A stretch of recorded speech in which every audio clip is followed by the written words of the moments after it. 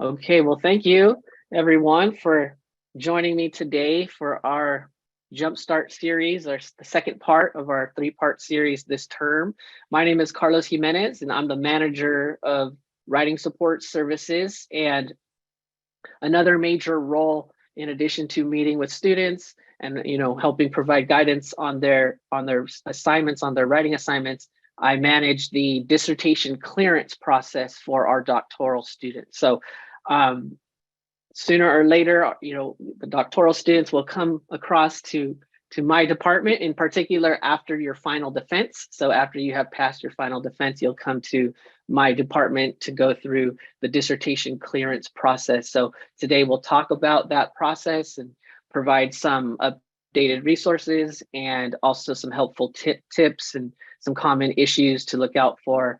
And if we do have time, we will have some demonstrations on using Microsoft Word for some common formatting issues that a lot of doctoral students seem to have. But I also want to introduce Gina Meisters. This is the academic director of writing support. Would you like to say hi?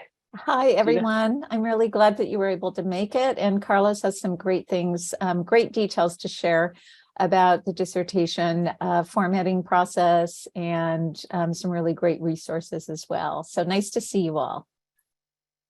All right, thank you. So yeah, I'll be kind of going back and forth from a PowerPoint that I've created and then also showing some of our relevant web pages online and updated resources. We'll take a look at some of those more closely. So I'm kind of going to be going a little back and forth between the PowerPoint and sharing maybe my desktop there. So if you have any questions, feel free to type in the chat. If you can keep yourself muted, if you can turn on your camera, that would be great so we can all see you, but if not, that's completely fine. But if you do have any particular questions, feel free to raise your hand or type in the chat. I might probably be answering those questions as we get further along, but I want to make this as interactive and as possible. So, feel free to jump in if there's something that is unclear or you'd like some further details on. And, if I'm going to get to that, I'll let you know there. But I wanted to just share this PowerPoint here. Let me go ahead and start here. So everybody can see that, right? Give me a thumbs up. All right, thank you. So today in our session, the main objectives, we have a few here. So we'll talk about some processes. So general information about the steps that, the steps that you're going to go through post final defense, some of those required forms, also the steps after clearance. So what to do after clearance and some main points of contact other than the dissertation support office. Also, we'll look at some resources. So recently we updated some resources, some helpful guides for you, like the format manual, which is an in-depth overview of the requirements for GSEP dissertation. So in addition to APA format, we have GSEP guidelines for dissertations. And so that we have a specific manual for that, and we've recently updated it with a few additions. And also our preliminary page sample. So you'll find that from the title page to the abstract, all has a unique style of formatting that is specific to GSEP. So we have some sample documents that are you can use as templates to kind of follow.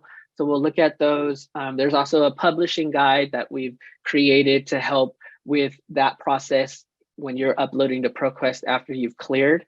And then we'll look at some tips, some common issues, some key considerations, and if there is some time, then we'll look at some Microsoft Word formatting, and I can show you a few helpful tricks and hints, just to help make that formatting process go a little bit smoother for you, because we know that can often be can be a headache there. But I had, and as I was about to start this share, I did have a couple of polls here that I want to just launch here, just to give me an idea of who is here today. as we have 12 of you.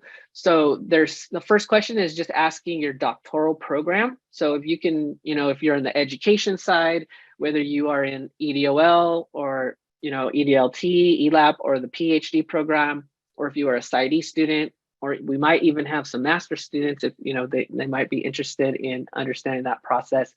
And then the other question is kind of how far along are you in your doctoral journey? If we were first year, second year, okay, so it looks like we are having a good mix here.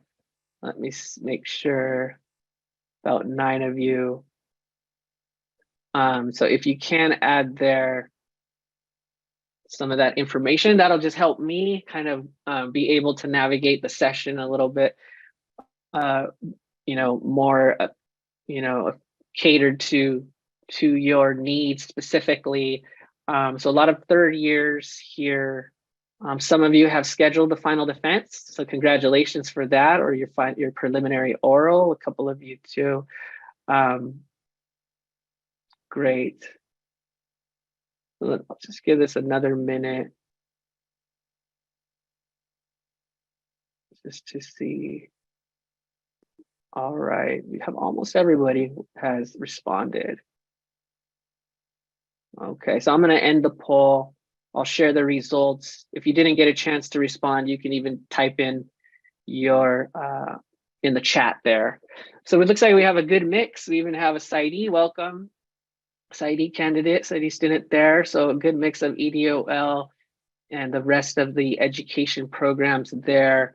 And majority, so about half of you are in your third year there, great. And some of you have already scheduled or completed the preliminary and the final defense. Okay, thank you for that.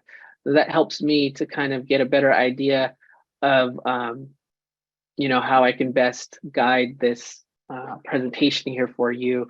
And if you have any particular questions, related to your particular program, I'll do my best to respond. But obviously, you can defer to some of your academic advisors in those particular programs. And we do have a list of some contacts here as we go through these slides here.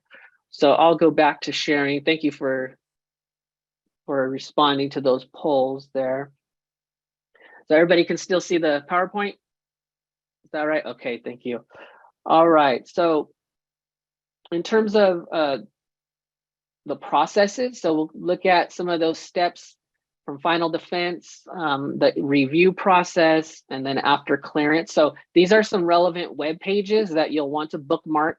So all of these are pretty linked. So we have a psychology side and an education side. And if you go to the home pages there, you can see all of these sublinks to these other pages here. So we'll take a look at those pages, but here here you can kind of find, these are the most common, these are the top, links here that you'll want to bookmark there. You can, if you go to the home pages of each of these, then it will have other subsequent links there to those web pages there. So our home page will take you to these other sub pages. So there's a forms and resources. So that's where you're going to access all of those forms even before you get to kind of my area. If you're just kind of starting to start your committee, your dissertation committee, if you're just getting those initial pieces done, there, all of those steps and those forms are there on the forms and resources.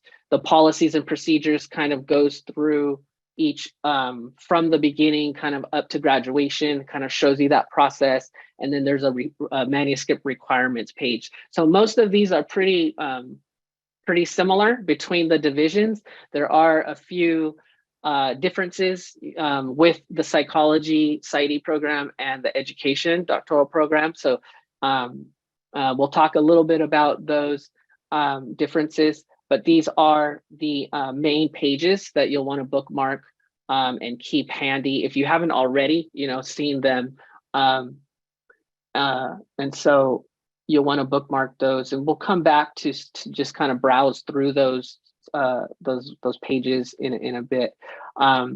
But as you are submitting, so before you actually send, me the documents, you're going to make sure that, as you're passing your final defense, you want to make sure that any modifications that have been outlined by the committee or the chair have been implemented. Also to make sure that the dissertation chairperson has approved those changes. So sometimes, the timing of passing the final defense and submitting for AP review, sometimes that is a tight window. So, but you do want to make sure that if you are emailing me your documents, that you're emailing me the version that has been approved by your dissertation chair, and that they have signed off on the F4 form for education, and it's the Appendix E form for psychology. And that is, I can show you that really quickly. If we go to the forms here, so Appendix E, this is a fillable form. All of the dissertation forms here are fillable. So even from the beginning, when you're forming the committee up to my area, all of those forms are fillable. And so you'll see here, you're going to complete the top portion. Your chairperson is going to sign and date that the middle portion here. Also, your internship completion date for PsyD is important to include there. And then later, your dissertation reviewer will sign the bottom portion, and that confirms that you've cleared APA. So, and dissertation clearance. So for the the education side, I'm sorry, there is pretty much the same. You'll complete the top portion, your chair will complete that middle, and then later the dissertation reviewer will sign and date that, confirming that you have cleared the process, the review process. So those are the two primary forms that you're including, along with the APA dissertation submission form. And that one, whoops, let me bring that one up. And this one has your contact information, has, just in case we might need to get a hold of you for some reason. Usually for the most part, we will use your Pepperdine email address. So that is important that you're checking that frequently.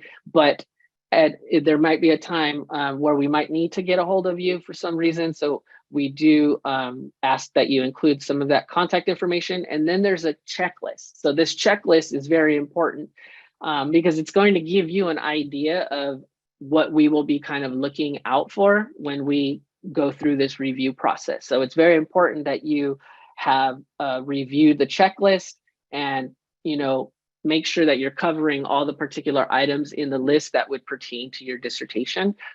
So it's a great guideline for you to have as you're preparing, in addition to the other resources that are available to you. And there are direct connections, direct references to the manual. So where you can find, for example, information on tables and figures, that would be Chapter 7 of the APA manual. Levels of heading, that's Chapter 2. Actual citations in text, Chapter 8.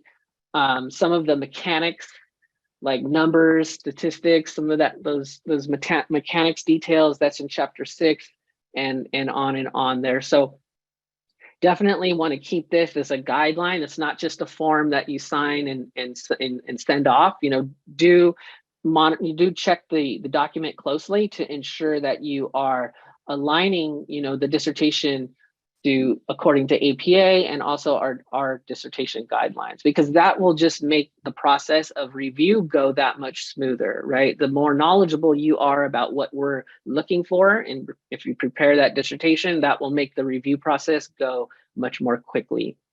Okay, so the APA submission form, the F4 or Appendix E there, and then 2 versions of your dissertation. So one is a PDF version and one is a Microsoft Word version. And so we will be using the PDF version as the main document that we will be going about the review process. And we'll take a look at what that will look like. But and the Word document is helpful for us because sometimes we can see some formatting issues that may not have been resolved when you transferred from Word to PDF. So it's very helpful for us.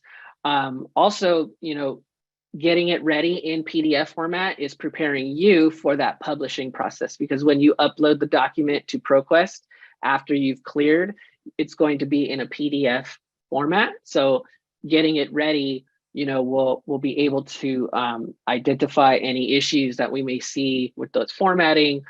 So it is important that you give us both versions, both a PDF and a Word version of that. And so Adobe Reader, if you don't have Adobe Reader, that would be very helpful. Software to get. There's a free version there, so you can use that for the fillable forms, and also when you're viewing the edits on the PDF and be able to navigate the PDF more effectively. You could probably use some other types of PDF viewers, but our review team, they're all trained to use Adobe software, so that would be helpful if you had that Adobe Reader, so you can kind of see that similar view that they're seeing. Okay, so just a little information about the review process itself. So once you email me those documents, so I have to have those in my email inbox, in order to confirm that you have started this dissertation clearance process. So you will know that when I send out your initial contact email. So it's like an overview. It has bullets on kind of this review process and things to look out for and prepare for.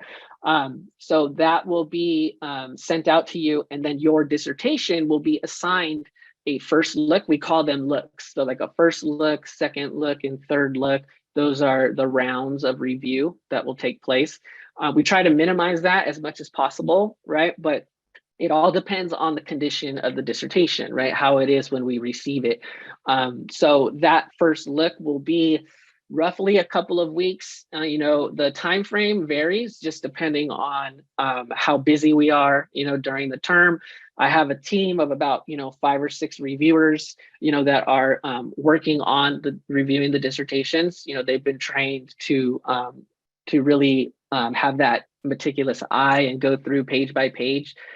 So this is quite a detailed process, and it takes time. So just keep in mind, busiest times of the year, right? Like usually the end of the spring, start of summer, that is going to be our peak time, because a lot of students want to graduate the same time as they participate in the commencement ceremony, right? So the commencement is every year in May. So a lot of students want to be in that review process and finalize their degrees during that time. So just keep in mind that we have a lot of students from both divisions, and that will be our peak time. There's also, I know, the EDOL group. For those EDOL students, anybody in the EIP group there? Maybe there might be. So the EIP group is a 10-month dissertation track, right? So students are on this track where they're completing their dissertation in 10 months, right? And so that ends around April, May.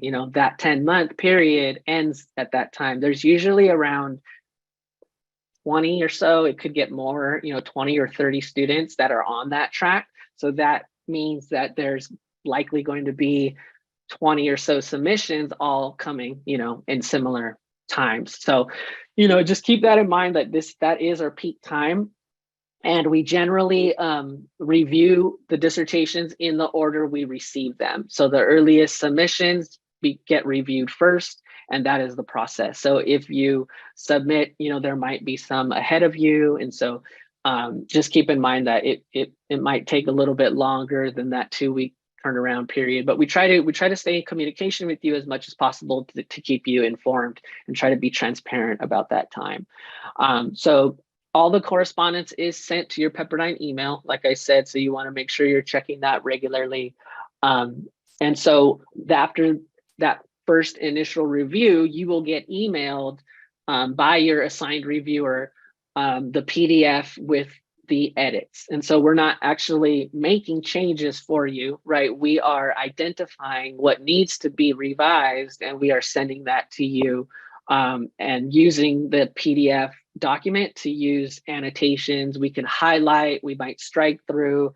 And so we'll mark up the document and then we send it to you. And essentially you're using your Word version of the document of your dissertation to make those changes. So you're looking at the PDF copy and you're using your Microsoft Word copy to actually make the changes to your document.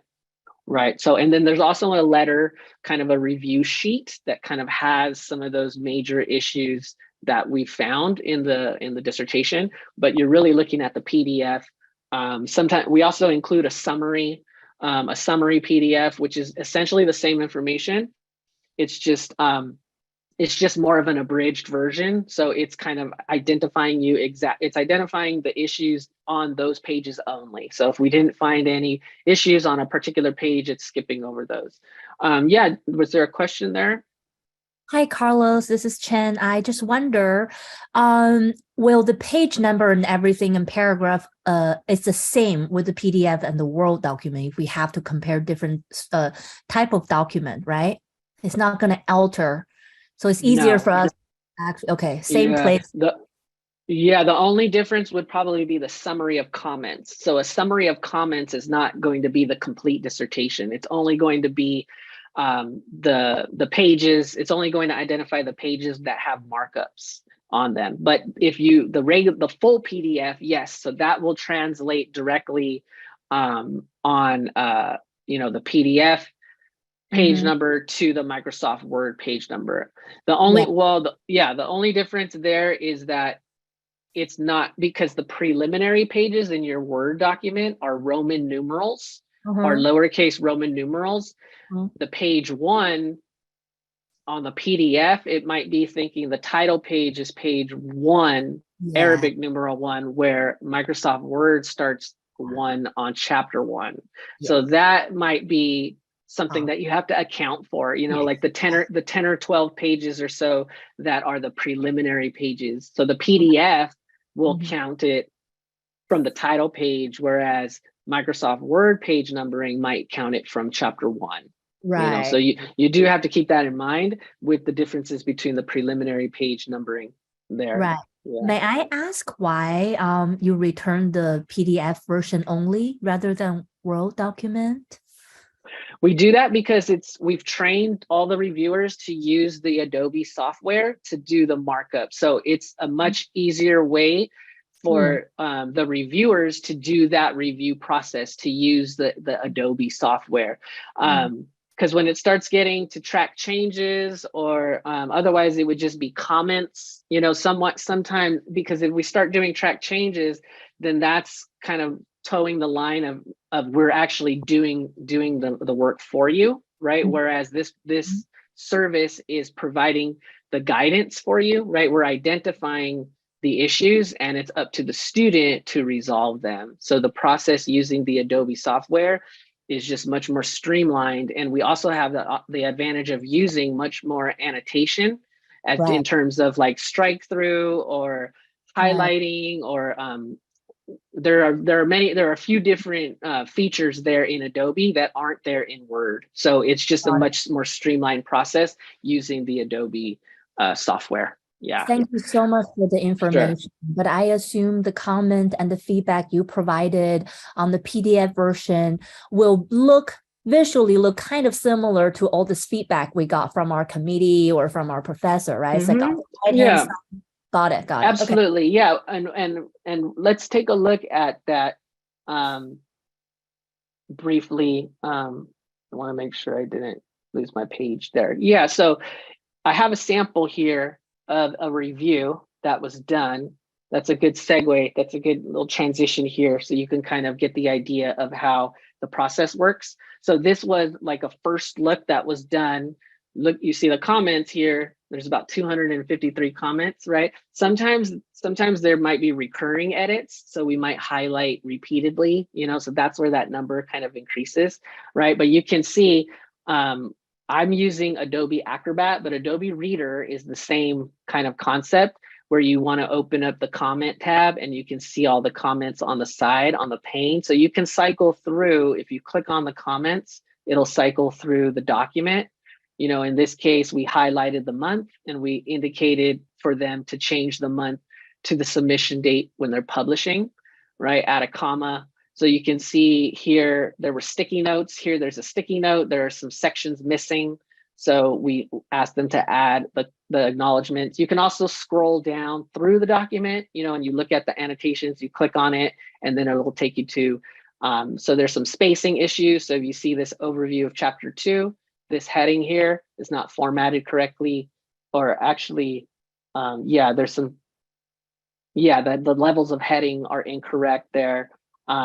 So here the word page is missing, so they added a sticky note here.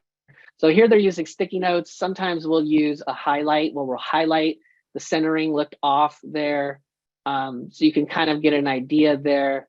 Other times we'll highlight whole text, whole pieces of text, where here you see the appendix title is not on the same line as the label. So we try to kind of add a little note with the brief wording to try to guide the student. If it's something that we've already commented on, then we might say, see previous note, apply globally. We'll use those terms like fix for all or apply globally if things need to be, if it's like use of et al, or there's incorrect punctuation, or something that needs to be applied throughout the whole document, we might use those terms. But you can kind of get an idea, like here the page number, there's a page number discrepancy. Here it looks like there's some issue here in the conversion from Word. Sometimes we might highlight the whole thing or put a sticky note there, but you can kind of see the process and how that will go with these annotations and markups here. So we go through the entire document. So like here, for example, this was incorrectly formatted. So we might show them once, we might show them the correct form, like this is the way to do that. And then we might say apply globally, or, we're not going to go through the document and fix everything, but we might show them, guide them in a way that will help. And then it's up to the student to kind of apply those. So this is kind of how that process will work. We go through the document in that way. One of the biggest things, what we're doing is we're looking at your citations and we're comparing that with the reference list. So we're cross-checking your citations with your references, right? To ensure if you have a citation, is there a corresponding reference, right? And we kind of do that cross-checking. That's also where the Microsoft Word version is helpful for us, so that we're not, going back and forth within the same document. I can pull up the Word document and I can kind of cross-check the references and citations that way, but we're using the PDF to actually do markups and send that back to the student. Okay, so that's just a little bit about that process. And whenever we send this out, your initial email, we have a guide. We have many resources that our team has created to help with this process. So there is actually a whole guide on how to view the edited PDF document. So it has a step-by-step process and it has screenshots there. So students are always informed, of that. And anytime too, a student would need to meet with us, even the reviewer themselves, we can always set up a Zoom session to talk about the edits more closely, more in depth for you, to give you some more guidance there on that. Okay, so that's just a little bit about that review process. So I'll go back to, yeah, and it does take a meticulous, eye to detail. Yes. That's a good point, Chen. It's this, and that's why there's a heavy training process involved, with this role. It's not for everyone, right? It's not necessarily going to be just, it takes a kind of a certain person to really be focused and detailed and looking at that. But the good thing is, like with anything, with practice, we see the common mistakes, right? So we're able to kind of have a systematic approach, right, to going through each chapter and going through it, right? But it does take a certain type of a person to really be able to comb through the document page by page and to, you know, identify these issues. That's right. Yeah. Yeah. Especially for these little spaces. Sometimes I don't even, I look at it, I Yeah. won't even perceive that. So it's a lot of Yes. hard work. Thank you. Spacing, sure. Yeah. Spacing, punctuation, a lot of those details. And that's also why sometimes it takes multiple looks, right? That first look is going to take the most time, right? And then if we return it and then you resubmit after making those changes, there might be some additional issues that maybe we didn't see. You know, we're all human. So, you know, that's where we ask for your grace, for your patience, right, in this whole process, because, you know, some of that can get overlooked, you know, just with the naked eye. But, you know, that's why those multiple iterations and rounds are important there. So just a little bit more on this process. So, you know, it is kind of a back and forth process between you, the student, and the reviewer. So you're using email communication. I'm getting CC'd on there, but for the most part, the reviewer is kind of the expert, right? Because they've gone through that whole meticulous review process, you know, analyzing your document there. But, you know, I'm always there, you know, to help chime in or to help provide that extra guidance. Yeah, a great question about editors. So that's kind of further along down the line. We do have a list of GSEP independent editors that kind of, Gina Meister has gone through a screening process for that list of editors. And so we do have that on our resources page, and I'll share that link there in a few slides. Yeah. So that process kind of goes back and forth until the reviewer has determined that your dissertation can be cleared. So sometimes you can get clearance with modifications. So there might be some additional changes that you need to make, but we won't need to do a formal review. You know, you're just gonna make those final changes and then you can proceed with the final steps, which we'll get to uploading, you know, the dissertation to ProQuest. But, you know, the sooner that you make those changes and resubmit to us, you know, that is going to make that process much more quickly. For some reason, sometimes, you know, we all kind of have, everybody has their own issues, you know, their own timelines, but for some reason, sometimes we find the student will kind of disappear, you know, after we send them the first look and we don't hear from them until much later. You know, that just kind of drags on that process. So, you know, the sooner that you do resubmit to us, then we'll be able to get right on it. And your dissertation will have priority then because we've already gone through that first round. So if we've gone through a first round of edits with you and we've returned it, if you resubmit back to that reviewer and they're working on another assignment, they're usually going to pause that other assignment to get to yours because you're closer to clearing. So, you know, the sooner that you have that back to us, the sooner we can get you through to clear. Yeah, Chen, did you have another question? Yes, I wonder, maybe I missed this part at the very beginning, but when is the best time to start the APA clearance? We will have to finish chapter 1 to 5, first of all. And at what point we need to like be aware, it's like, okay, this is the time to do the APA.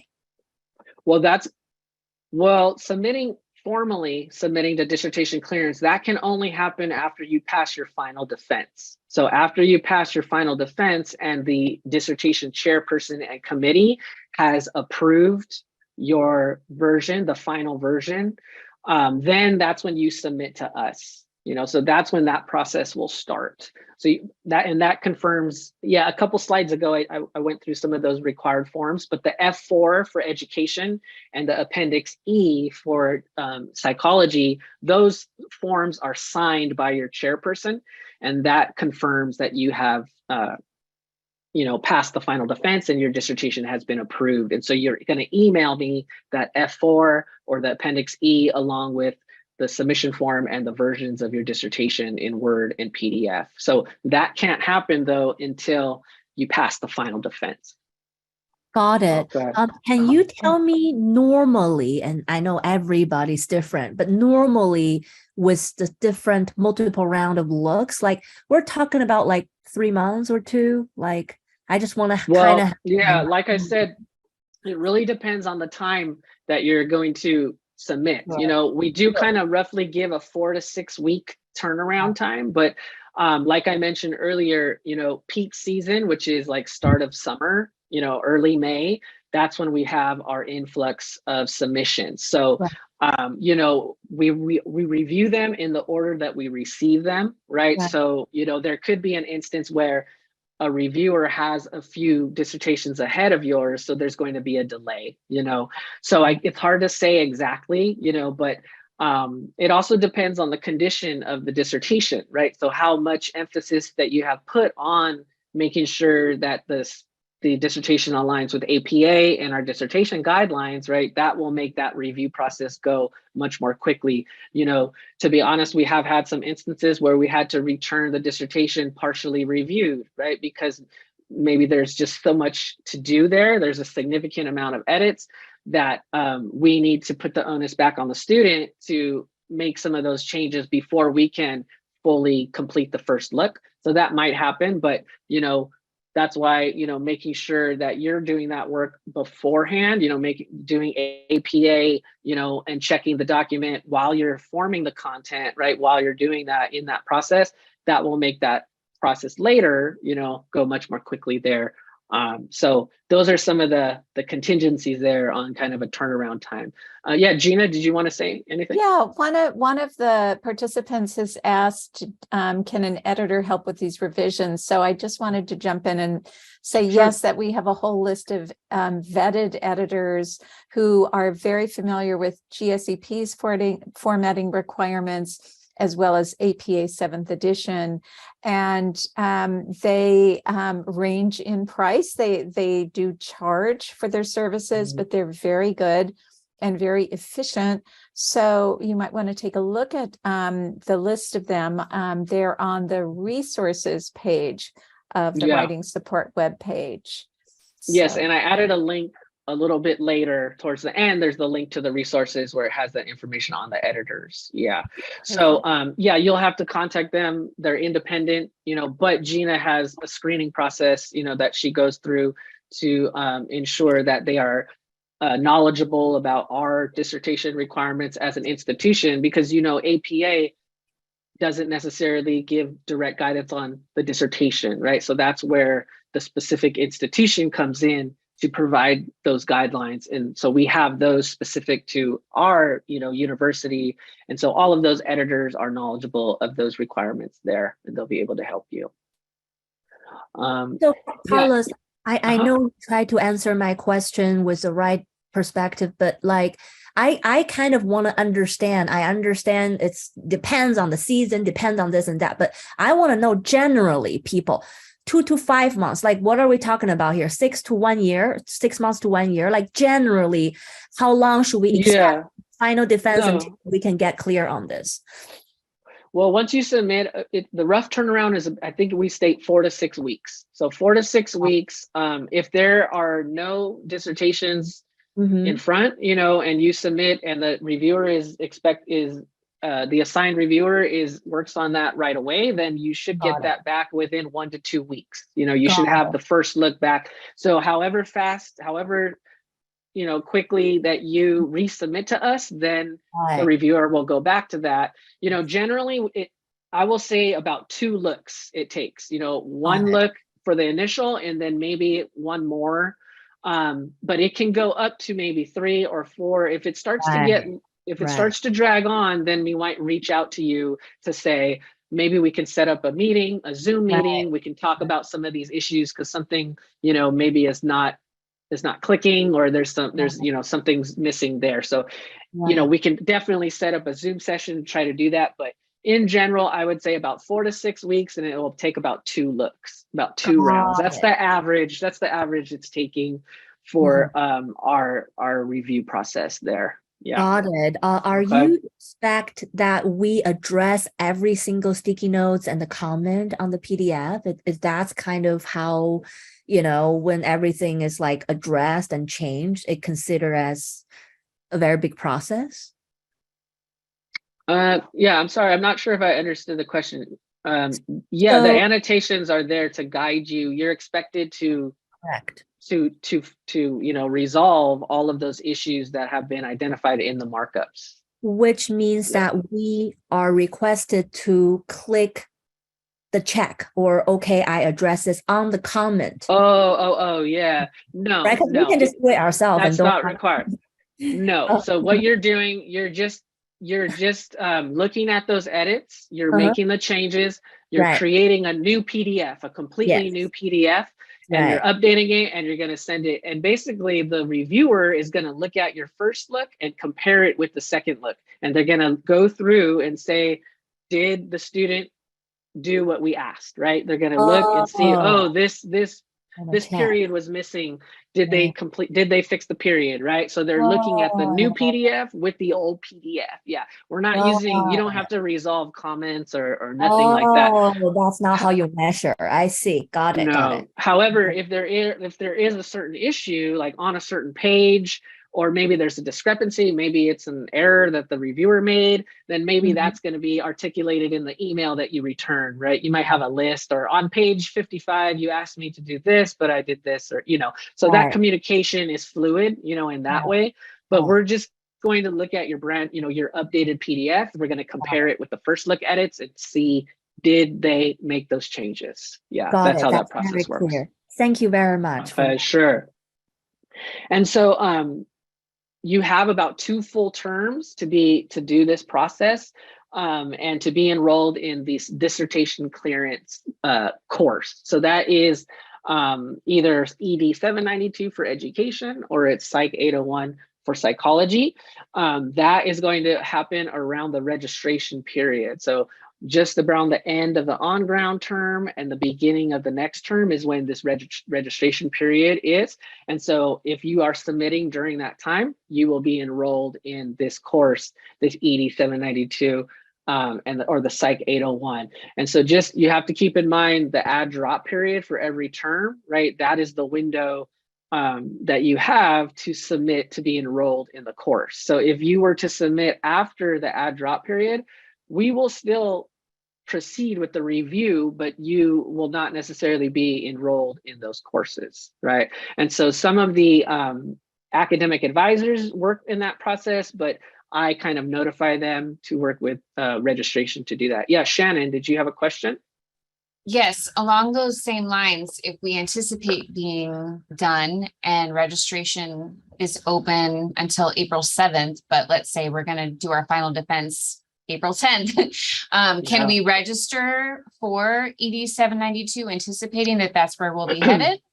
Yeah, technically that's not acceptable. Yeah, I would need to have, because I need to have that form, the F4, that says that you have passed your final defense. The modifications on the dissertation have been made. And actually, the policy is that I need to have all those documents like in my email inbox in order to proceed with notifying the respective advisors to register you in that course. So that is the policy. We have had that instance, that occurrence where you're doing your final defense right around the end of the add drop. I would say in those cases, just communicate with your advisors, with the respective committee. And so if we need to address that timing, when it comes, then we can do that individually on an individual basis, right? But technically the policy is, I would need those documents like before midnight of the end of the add drop period in my inbox in order to proceed with registering you for that course, for the ED 792 or Psych 801. So if registration closes April 7th, you would need it by April 6th at midnight? On the day that it closes. If the add drop window ends on April 7th, then I would need it on April 7th before midnight. Yeah. And if there was an instance where it does pass that date, then you would need to communicate, with the advisor and the chair and get some dean's approval for those kind of instances. But yeah, that's the deadline there. It would be on that date. So if we miss that deadline, then let's say we defend a week later, we have to wait until the fall to do No, so we will still accept it. We will accept the dissertation. We'll proceed with the review. You're just not going to be enrolled in that course. You're not going to be enrolled in the ED 792 course.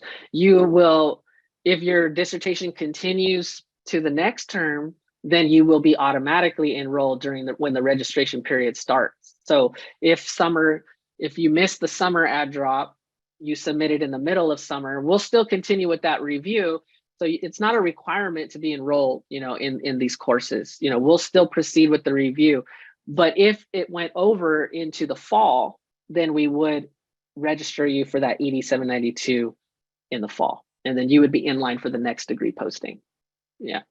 So that's how that works. But once we receive it, we'll go through, some students submit like after December, before January, and there's like a middle ground period and they can finish review then, and they're not enrolled in any courses at all. But it's just a matter of when that gets submitted.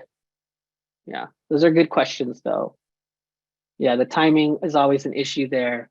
So you just want to be mindful of the add drop period, when you're scheduling those dates, the final defense and things like that. But if you would like more guidance on that, feel free to set up a one-on-one meeting. We can try to get the best plan for you, to make that process go smooth for you. Okay.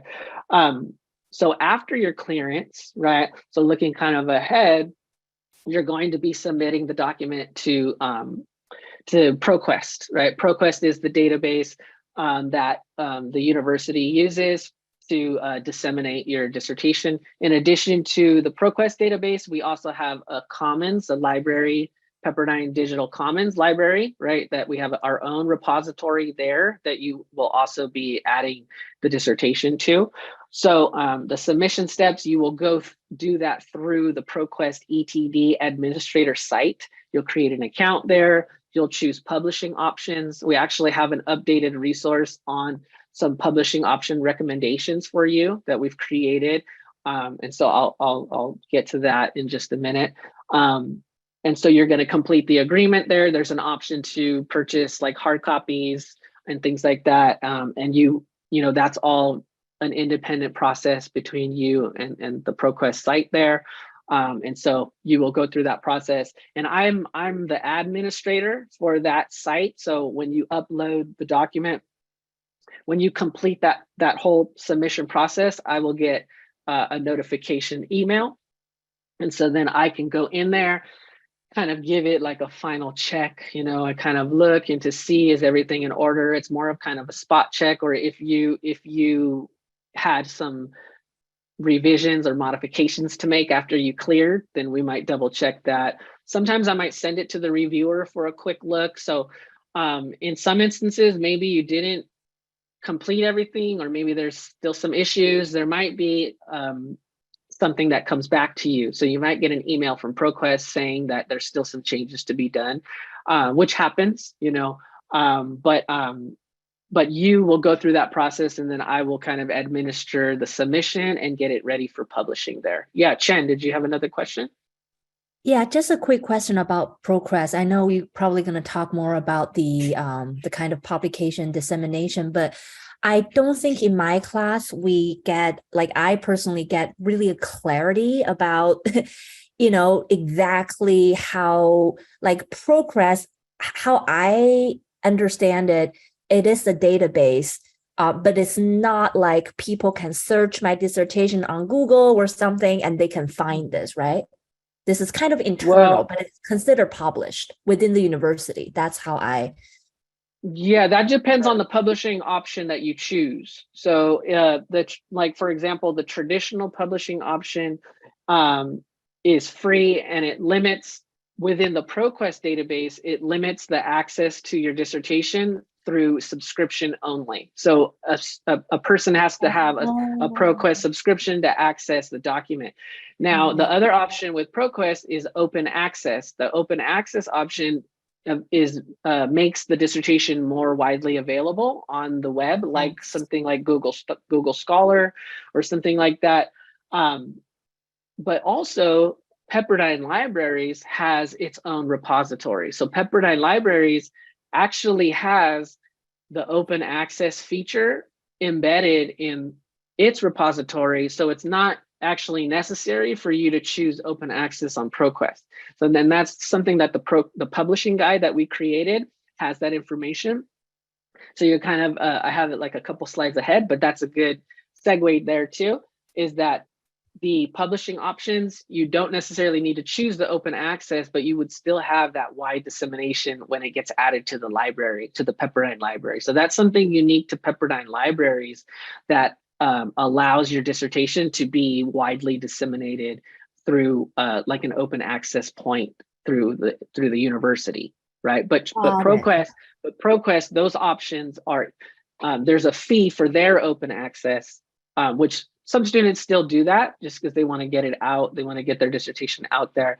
But our recommendation would be to choose traditional publishing and then add it to the institutional repository in that publishing option. So you'll see there's kind of two layers of publishing options when you go through that process. One relates to ProQuest, one relates to Pepperdine, the institutional repository is what they call it. And that's the library, digital commons library there.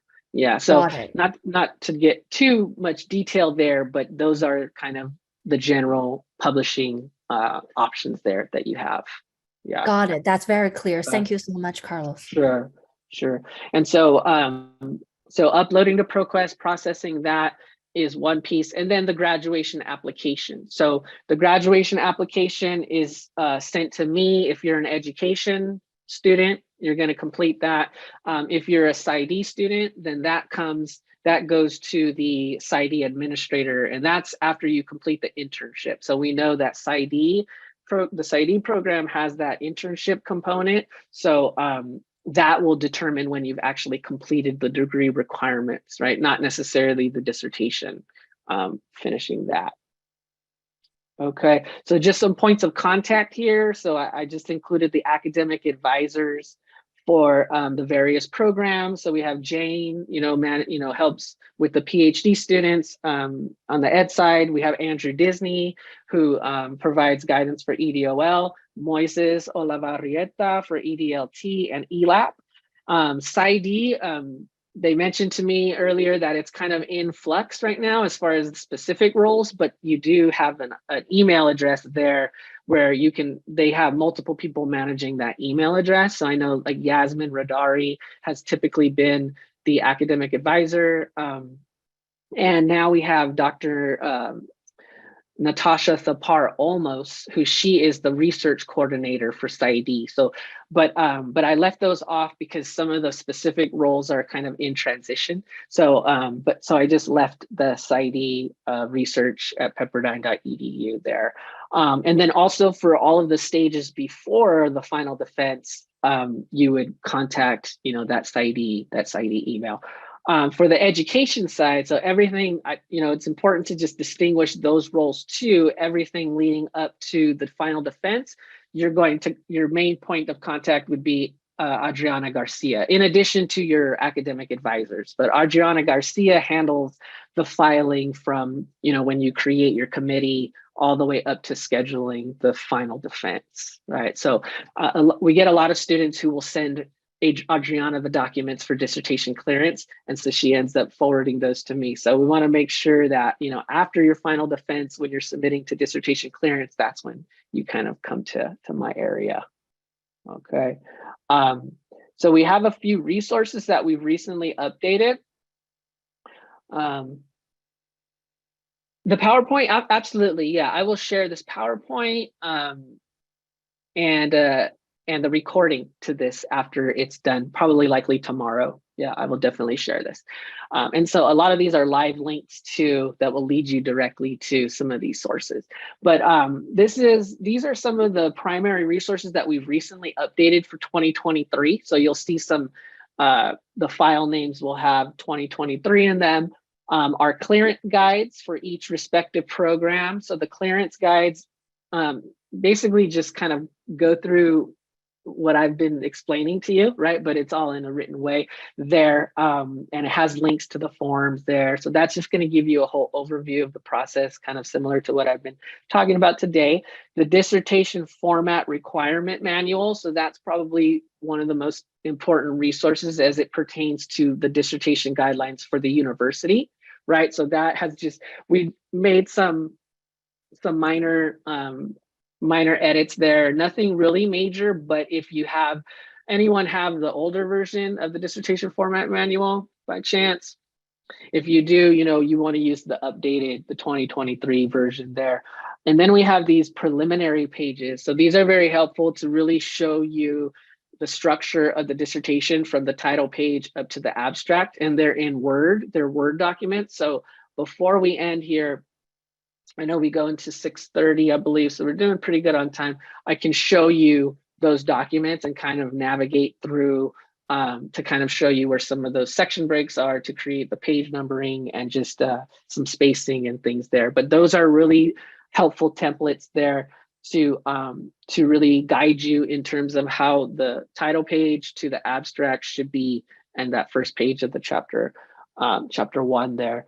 And then we have this publishing guide. So the publishing guide, like I mentioned in the last slide, kind of just gives some general recommendations for choosing your publishing options as you are going through that ProQuest upload process. Okay, and you can find all of these on the forms and resources page there on our dissertation page. Okay, some helpful tips. Probably, I would say one of the biggest issues that we find is copyright permission, right?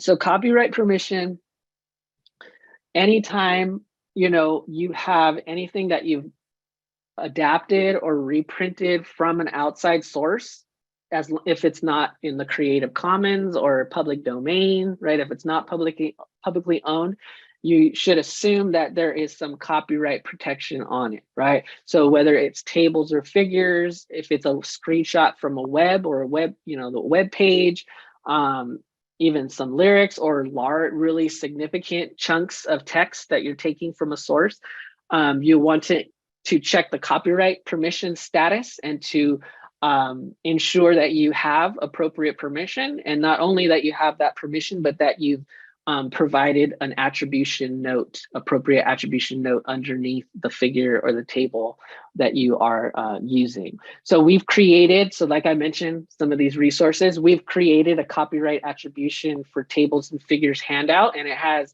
screenshots from the APA manual, and it also has just guidelines to help to go through that process. Yeah, Chen, did you have another question?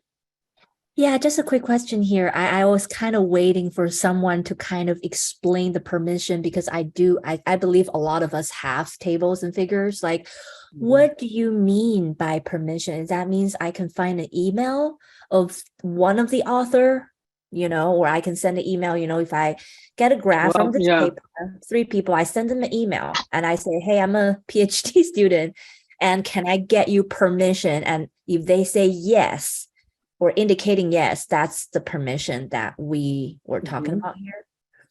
Yeah, that could be one way in which you navigate it. I mean, it's all about analyzing the source and understanding the copyright status of that source. So usually, yes, if it's in a journal or if it's a book, the publisher is typically the copyright holder.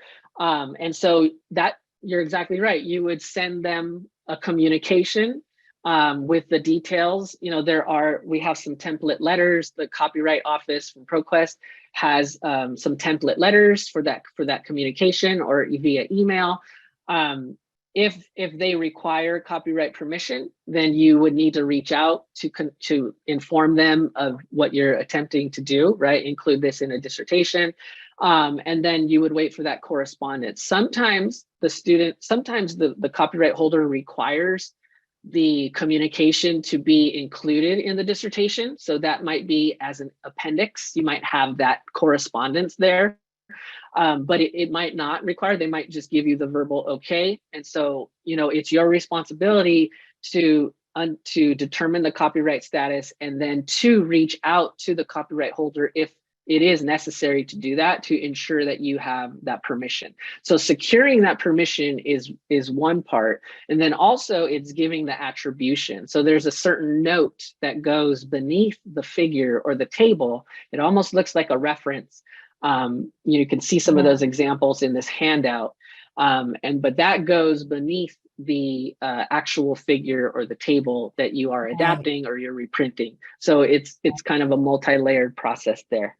Right. It's usually like a source from here and a link. That's at least how I usually see in our dissertation samples. But just to get clearance, so you said the author, the actual author who created this graph, don't really own this, and we need to contact the Well, publisher. So we will see the first page of their research and Google the name of the publisher and then reach out to them.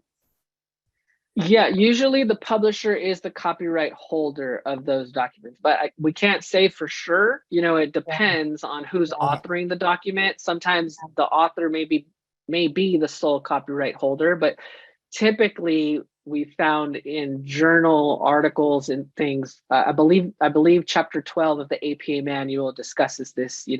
And so usually the publisher of those documents is the copyright holder, but it's not entirely the Okay. same. It's not necessarily the same for all the sources. Right. Yeah. Meaning even if I do get the permission from the author themselves, it may not be that way, right? Well, you would want to communicate with the author and ask, are they the copyright holder? Copyright That would be holder. the Got first it. point. Yeah. Got it. Okay. Because Thank you so much. the author might not necessarily be the copyright holder. So that, yeah, if you do get permission from the author, you would want to make sure that they are the sole copyright holder, Got it. copyright owner. Got it. Okay. That's very important part. Thank you. Sure.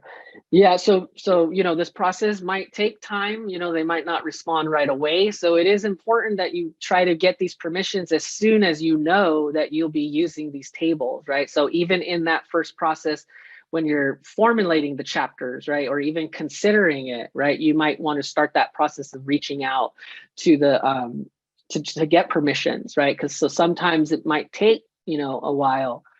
So it would not be a good idea to wait until you're already in review, right, in this review process, because that could hold that up. And so, these policies vary from publisher to publisher, but you'd want to consult them directly to determine the policies. So, just keeping in mind, like we said, it's your responsibility to obtain the permission from the copyright holders, enclose the copyright notices in the dissertation, usually in an appendix, and then also include the appropriate attribution in a particular note there. So additional information there, the APA manual in page 38, and then also 231 to 236. So that is the chapter 12. It has a lot of great detail there. The ProQuest, there is a guide there. There's a full copyright guide. And in that guide, there is a sample letter that is correspondence, that you can use. Also, the US Copyright Office has a great series. They call them circulars. They're just kind of PDF files that you can download. So a couple that will be relevant is there's an actual circular on how to obtain permission and also how to investigate the copyright status of a work. So sometimes on web pages, right, it's not always so clear who the copyright holder is. So maybe you have to go into like terms of use. You have to do some investigating on the page to determine, the copyright policies from the website owner or whoever's the copyright holder of that content.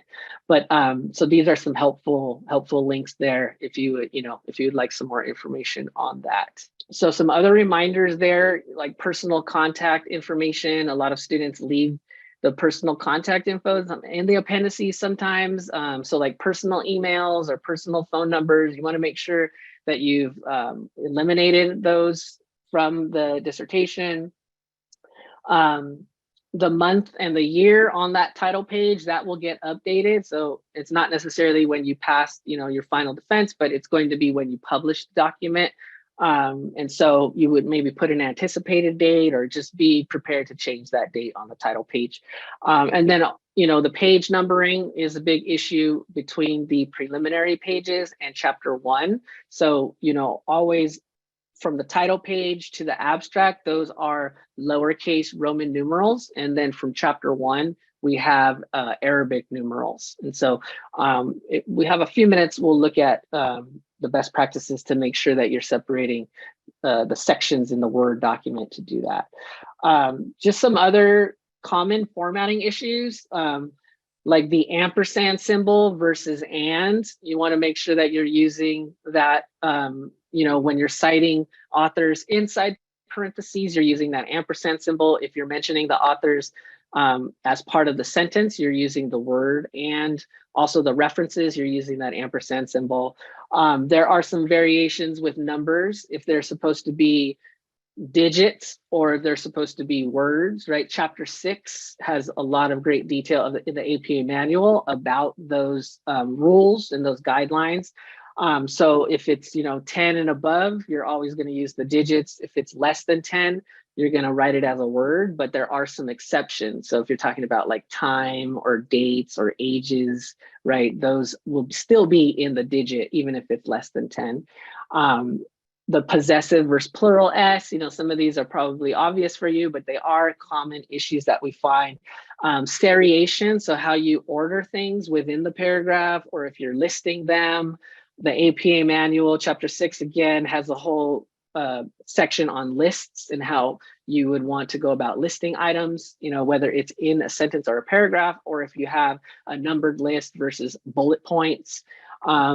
Italics for statistical symbols and other like keywords, and then updating the DOI or the URL as hyperlinks. So we want to make sure that those are live links in the references so that we can easily the reader can kind of navigate through that reference list and kind of access those sources.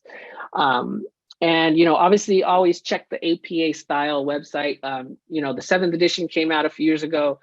So not looking like anything is getting updated up to this point. But how many of you actually have the APA manual? We have APA manual 7th edition. Anybody? Hopefully you do. I see some thumbs. Yeah. So, the APA manual 7th edition, well worth the investment, right? It's going to be a huge guide for you. And everything really that we're guiding you on is based on APA. There are some deviations. That's where our dissertation format manual comes in, but for the most part, everything is aligned with that manual there. Okay, so a few more considerations, right? So just keep in mind that your degree completion using the title of doctor, right? That is going to occur when you actually meet all of the degree requirements, right? So not necessarily when you participate in the graduation ceremony, right? Which is different from degree completion. So want to make sure that you understand those distinctions, right? You haven't completed your degree requirements until your degree is posted to your account, your record, right? There are some FAQ pages there on graduation if you would like some more information on commencement and also graduation, degree completion, like when you will receive your diploma, when will it post to your academic record, or you can also request degree verification. So sometimes students need to have that degree verification come sooner than it actually posts to their student record. So there is a process for that. Okay, so keep those in mind there. Additional support. So the resources page there, you can find, as Gina mentioned, a list of text editor and independent APA and text editors. Also some sample dissertations you can find there.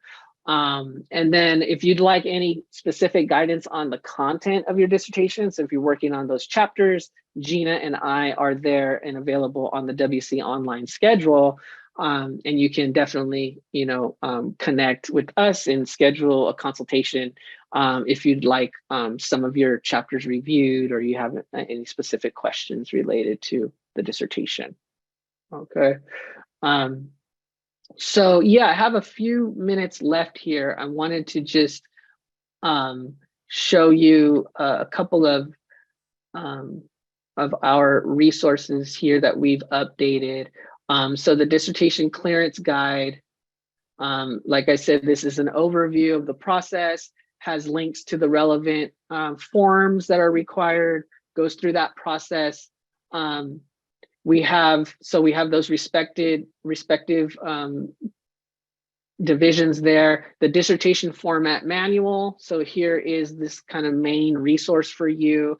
It really is very essential to understanding kind of what we're looking for in terms of the review process. So it goes through kind of all of those main sections, those main points that you want to be aware of, and how we format those preliminary pages, and more of the details that pertain to our GSEP dissertations. The preliminary pages. So this is a Word document. So we have one for the education side, and we have one for psychology. The updates here, if you've seen this before, the main updates are for the ed side. I tried my best to put in some of these breaks for your numbering. So you'll notice here with the page numbering, with the dissertations, right? We don't count them, but we number them until the second page of the table of contents. So in order for you to do that, what we do is we create a section break on the last line here. And that allows us to control that numbering. So we put one there, and then we also put one down here at the abstract. So right before the first page of chapter 1, we are going to create another break. And what I like to do here is, if you notice here, there's a paragraph symbol. So I'm using Microsoft Word on a Mac. Okay, so it might appear differently depending on the software and what you're using, but this paragraph symbol, show hide, this is very helpful for you to see some of the invisible formatting marks, right? That you might not see, well, you won't see it if it's not turned on, right? So every time I hit the enter button, or I hit a space, or every time I create a section break, you'll see how I can see that there. If I turn it off, it disappears, but if I click on it, it appears. So that's where you can see where a section break was created in order to be able to modify the page number. So page breaks are there to separate those sections, but the section break is able to help you control the page numbering. So if you look here on the first page of the table, you won't see it, but if I hit the backspace here, then you can see the section break is there, right? So that's where a section break was. If I hit the tab back, because these are the leaders, so leader dots for the table of contents. So that's where I created the section break. And so if I click into this area, that will allow me to format the page number. So this has already been done, so I've already created the section break. I've had to format it using lowercase Roman numerals to start at Roman numeral 5. So that is typically going to be the second page of the table of contents will be Roman numeral 5. So you want to start it there.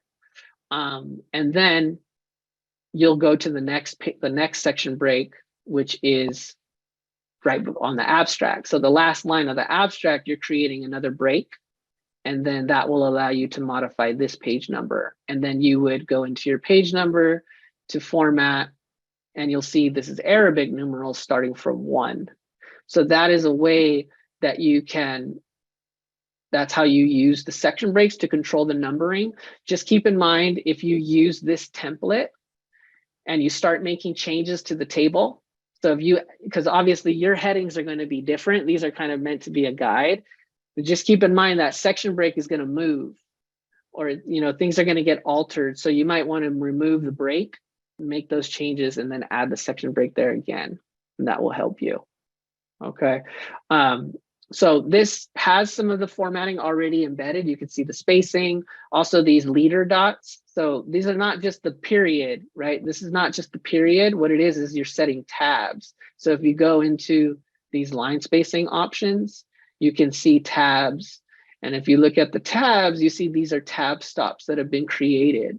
So 6.5 inches to the right and the leader, that will allow, when I hit the tab button, for these leader dots to come out. So it's not just the period here. For each line, there's these tabs here that you can set up in order to align your page number column. Because otherwise you'll see this, if you're just using the periods, you'll see all these numbers start to get jagged and they're not aligned, right? So So this tabbing is important to make sure everything is aligned to the page number column. Another key part is the spacing. So you want to make sure that you have a true double space in certain areas, like for example, in between these headings, or for example, in between these headings, or just in the regular text, right? And so you always can check, even though it says double space, you still want to check these options. So you go into the spacing options, spacing before and after should be at 0. It should be 0, 0, double. This might come up, but if you double this out again, it'll come back down. So sometimes there's some extra spacing. So it might appear that it's double spaced, but it's actually not. So, and we do have guidance. We have these handouts that we've created to ensure double spacing, even to set up the page breaks and section breaks, and also yeah, those are the main kind of resources there. The other sample that we have for psychology, and there's been an addition here that we updated here, which I'll open so I can turn off. And if you have this turned on, if you were to print it, those invisible marks will not appear. You won't have that.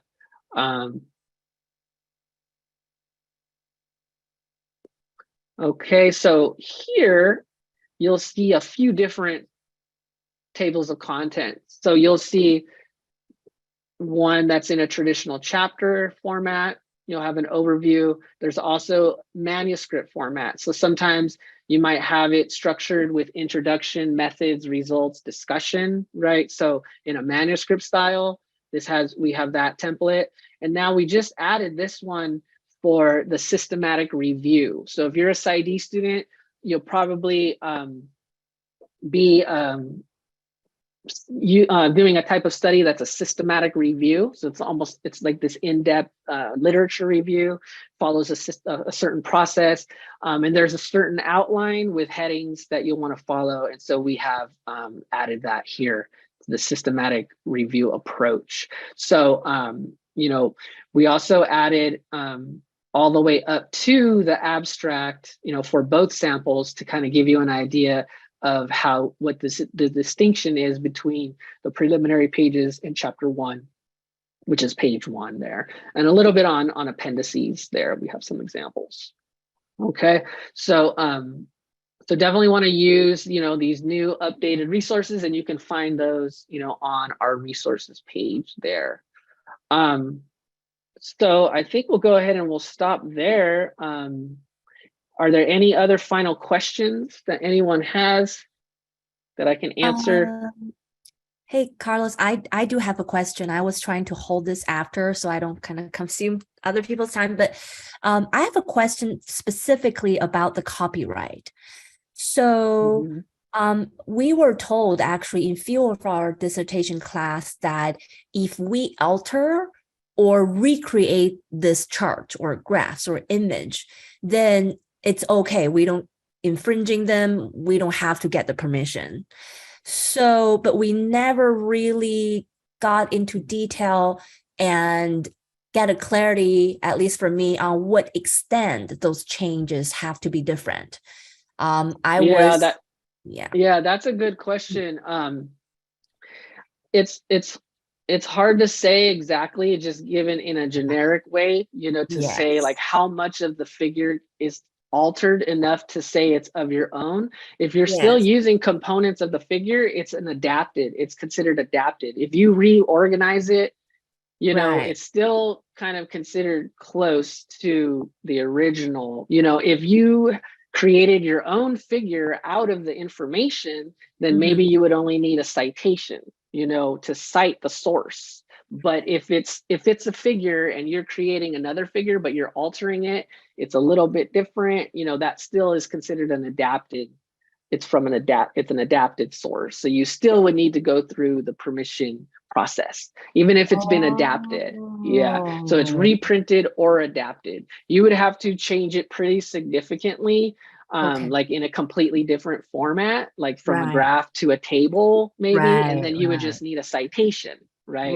But Right. if, for the most part, even if it's just been slightly altered, it's still going to be considered close to the original. Got it. So Yeah. color changes, altered, that's not okay. But if I can, let's say, basically recreate the graph, let's say it's a bar chart with column, and then I change it to a very thin line or kind of like a dot that connecting like a stock market thing, like have a line, which still, of course, have to make sense to the representation of that data. Then we're probably okay. And then we still have to cite the source and right underneath that chart and give the link usually. Yeah, I mean, if the idea or if the data is coming from that source, you would still need to have appropriate citation. Yeah, underneath there and a corresponding reference, right? Yeah, but those are kind of on individual bases, Right. It's hard to say like uniformly, but yes. but yeah, even if it's altered slightly or modified, it's still considered Right. an adapted source. Yeah. I see. So in that case, if there's a little bit of complication in that kind of process, then what is considered as something is publicly available? In my opinion, I think if I can Google it and if I can just find this chart in a Google image search, Yeah, you I have to check it. Well, you'll have to see what the copyright status is. So some things are in the public domain, like certain public government documents, like US Census Bureau data, or certain things are considered in the public domain. And those, you still need to have the attribution, but you don't necessarily need to go through the process of seeking permission. Also, things like in the Creative Commons license. So CC, Creative Commons licensing, that's publicly owned. So those are two instances. So maybe if it's difficult for you to find the copyright holder of an image, maybe you can find it somewhere else and then that's publicly owned and then use that. And so you don't have to worry about that process, but you still need to give attribution. You still need to note underneath the attribution note, which has a specific format. Yeah. Got it. I think the best way is just not to use anything unless we have to. Well, that could be, yeah. Or maybe re-articulating it in some way, like, do we need to have the visual representation of it? Or can we write about it in a way that we're describing it and we're just citing, right? Because then that's almost like a paraphrase, right? You're putting it kind of in your own words. That's right. This is very helpful information. Thank you so much, Carlos. This is absolutely. I realized at this stage how important Writing Center is. It's literally supporting us. It's our backbone almost. Yeah, Dee Dee, did you have a question? Yes, quick question. So I'm going to enroll for the summer term, and I'm planning to obtain at this time the F4 form since I had my final defense in January, and I'm working on my modifications. So my question is, when I'm enrolled in the dissertation course, do I have to enroll in your course as well, the APA clearance course? If you are, so the only time you would be enrolled in the APA dissertation clearance course is during the registration period and ad drop.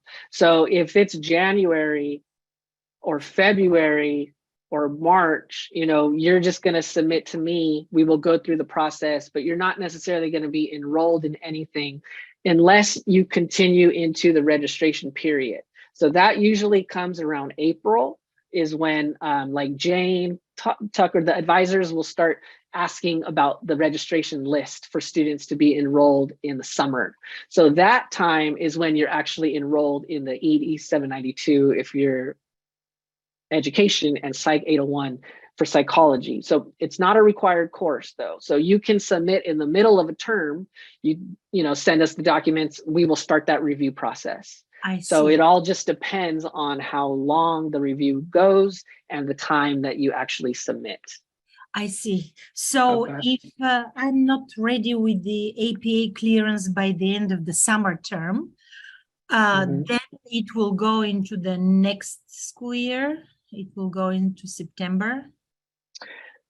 If yeah, definitely. I mean, it would basically push over if you were to submit during the ad drop for fall, or even in the middle of summer. You know, we still working. We're still doing. You know, there's no time off really with the review. You know, doctoral students, there's no breaks that we have. You know, so if it could be in the middle of summer, maybe like August or something that you submit. So we start that process. If it continues to September, the ad drop, then you'll be enrolled in the dissertation completion for that term. And then in the fall, you know, there are 2 degree posting dates in the fall. There's an October date and there's a December date. But typically the posting dates are at the end of each on-ground term. So the end of the spring, you know, April, it's April 21st, I think. And then the end of July is the summer, and then fall has 2. Yeah. Okay, thank you. Okay.